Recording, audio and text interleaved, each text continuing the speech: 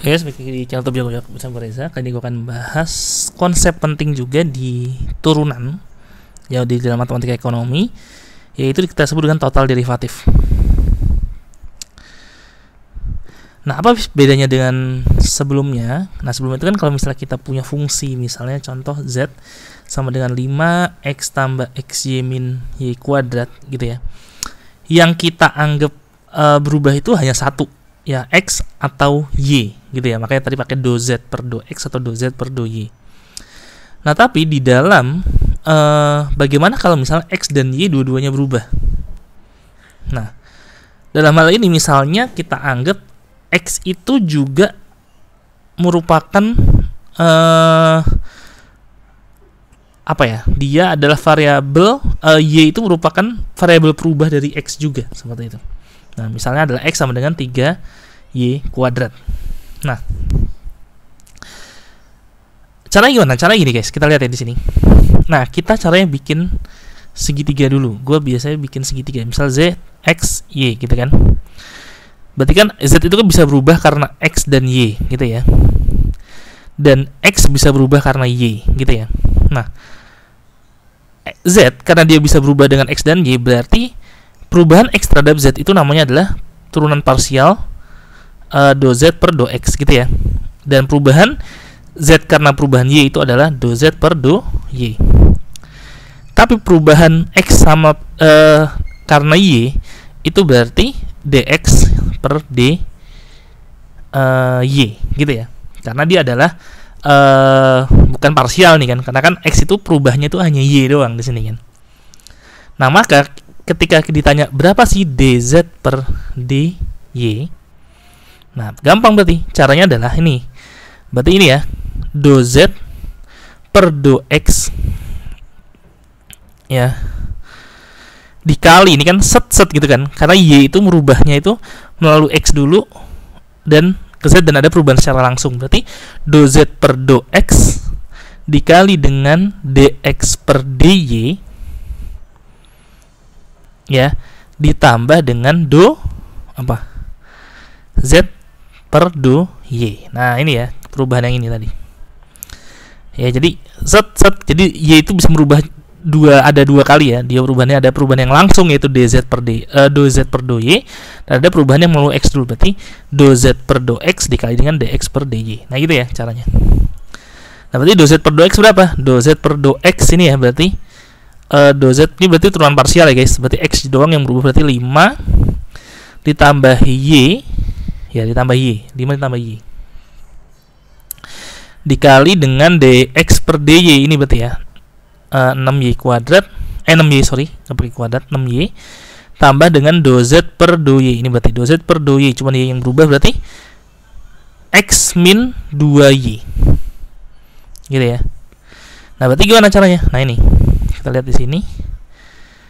Tadi 6y. Berarti 30y ditambah 6y kuadrat tambah x min 2y. Berarti hasilnya adalah 6y kuadrat tambah x plus 28y. Nah, ini kan masih ada x-nya nih guys. Nah, x-nya ini bisa kita ganti dengan ini 3y kuadrat. Berarti 6y kuadrat tambah x-nya tadi ya. Berarti x-nya kita ganti jadi 3y kuadrat, berarti tambah 3y kuadrat tambah dengan 28y. Berarti adalah 9y kuadrat tambah dengan 28y. Ini yang pertama, contoh yang pertama. Nah, gimana contoh yang kedua yang agak lebih kompleks sedikit? Yaitu misalnya nih, misalnya ini ya. Z sama dengan x kuadrat min 8xy min y pangkat 3. Kemudian x sama dengan 3t, y sama dengan 1 min t. Ya. Nah, ini berarti kan gini, z di sini ada x, ada t, ada y. Gitu ya. X itu mempengaruhi z, y itu mempengaruhi z, t tapi tidak mempengaruhi z. Ya. Nah, sekarang tapi t itu mempengaruhi x dan t mempengaruhi y. Gitu ya. Berarti ya. Yang ditanya adalah dz per dt. dz per dt. dz per dt. Berarti dz per dt ini adalah do z per do x, ini adalah do x per do t. Sorry. Bukan do x per do t ini.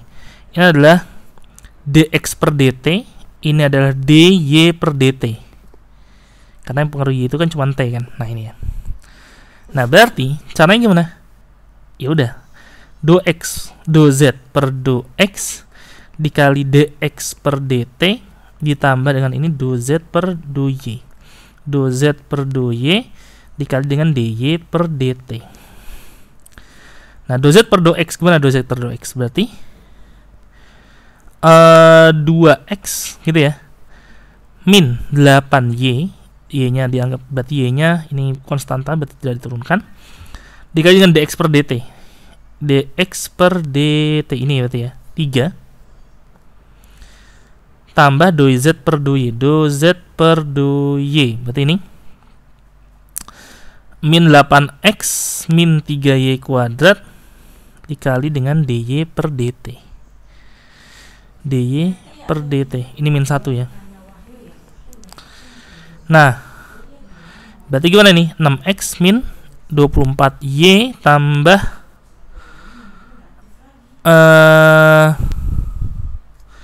ini min 1 dikali ini berarti jadi plus ya, plus berarti 8x gitu ya, plus 3y kuadrat.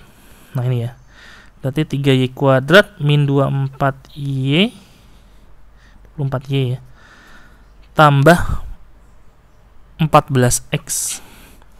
Nah, x-nya kita bisa dapat di sini, x itu adalah 3t dan y adalah 1 min t. Berarti 3 dikali 1 min t kuadrat min 24 gitu ya. Dikali 1 min t ditambah 14 dikali 3t. Ini berarti ini biasa, ini gua kode ini dari sini dulu deh. 42t dikurangi ini ya, 24 plus 24t. Nah, ini gue kuadratin dulu, berarti tambah 3 dikali 1 min 2t plus t kuadrat. Nah, berarti ini 42t min 24 tambah 24t plus 3 min 6t tambah 3t kuadrat. Hasilnya adalah berarti 3t kuadrat. Ini tambah ini plus 60t min 21. Nah, ini ya guys. Nah, lalu terakhir mungkin ada yang nanya, gimana sih penerapan dari total derivatif ini di dalam ekonomi. Nah, kita lihat ya. Kita ambil contoh misalnya persamaan Cobb-Douglas dengan contohnya seperti ini guys. Nah, ini persamaan Cobb-Douglas ya. Misalnya Q sama dengan AT K pangkat alfa L pangkat beta. Kemudian diketahui K sama dengan K0 tambah AT dan L sama dengan L0 tambah BT. Nah, ya misalnya ya, ini soalnya. Ditanyakan adalah berapa dq per dt. Ya, perubahan perubahan Q terhadap perubahan T. Nah, cara nyarinya gimana nih? Cara nyari gini guys. Kita gambar dulu, jangan lupa. Berarti ada Q, kemudian ada K, ada K, ada T, ada L. Gitu ya. Berarti ini berarti mempengaruhi ini mempengaruhi ini mempengaruhi ini ya, sama ya. Tapi T itu juga mempengaruhi K dan T mempengaruhi dengan L. Berarti ini adalah do Q per do K, do Q per do T, do Q per do L, dk per dt, dl per dt. Nah, kita lihat di sini. Berapa dq per dt? Berarti dq per dt itu adalah, nih ya, berarti yang pertama ini dulu, set gitu ya, yang set gitu ya. Berarti do Q per do K dikali dengan dk per dt ditambah dengan ini dulu ke bawah set gitu, set gitu ya. Berarti doki per dl dikali dl per dt ditambah yang tengah tadi doki per dt. Nah ini ya. Berarti berapa nih? Doki per doka. Doki per doka. Ini ya berarti. Doki per doka ini ya berarti. Yang diturunkan berarti K-nya. Alfa gitu ya. Berarti alfa dikali A T K alfa min 1 gitu ya. Dikali L beta ditambah dengan doki per do L, berarti doki per do L berarti beta dikali ATK alfa L beta min 1 ditambah doki per do T. Doki sorry lupa gue, ini belum dikali dk per dt ya. Dk per dt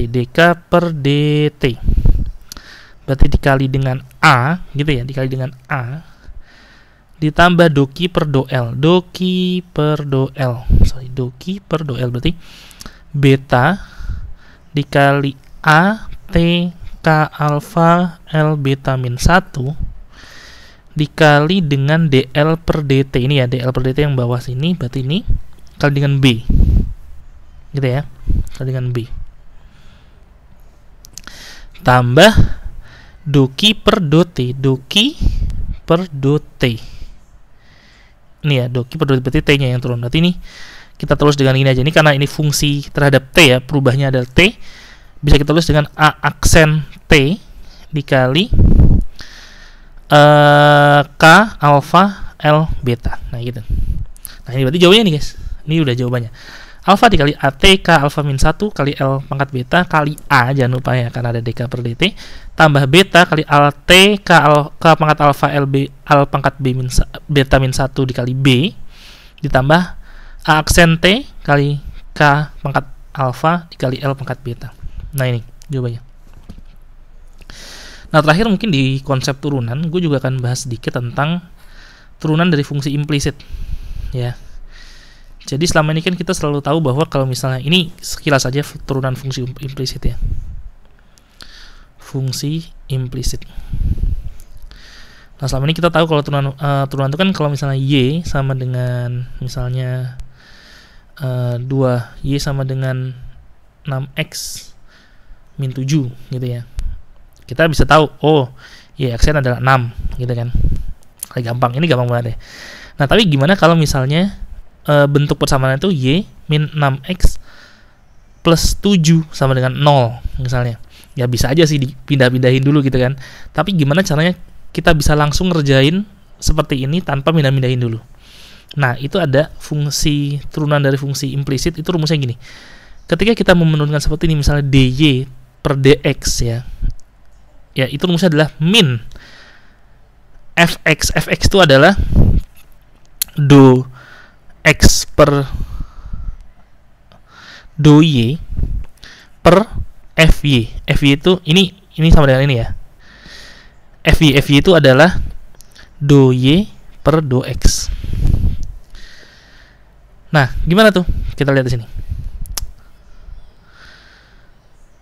Sorry. Fx itu adalah do y per do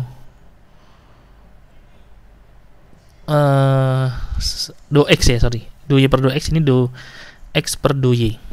Nah, sorry kebalik gue. Jadi min fx itu berarti yang diturunkan terhadap x berarti min 6 per fy nya itu adalah do x per do y, berarti y nya yang turunin 1. Jawabannya adalah 6. Nah sama ya, berarti dy per dx adalah 6. Contoh yang lain misalnya 3x kuadrat plus 2xy plus 4y pangkat 3 sama dengan 0. Berapa dy per dx misalnya. Nah dy per dx berarti adalah min fx per fy gitu ya. Tadi ya, ini adalah turunan y, turunan parsial y terhadap x, ini turunan parsial x terhadap y. Berarti ini adalah yang diturunin x-nya berarti min dikali 6x tambah 2y gitu ya per Sekarang diturunin y-nya, berarti ini hilang. Ini berarti 2x ditambah 12y kuadrat. Nah ini jawabannya berarti min 6x tambah 2y per 2x tambah 12y kuadrat.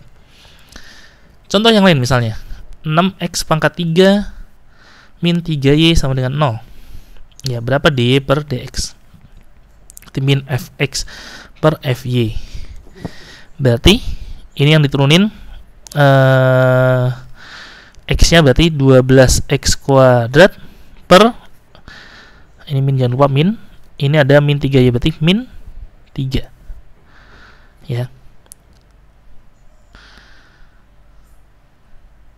Kok 18 ya, 18x kuadrat per min 3, berarti jawabannya adalah 18 kurangi 3 adalah 6x kuadrat. Nah ini ya, jadi ini adalah fungsi implisit, turunan dari fungsi implisit seperti itu.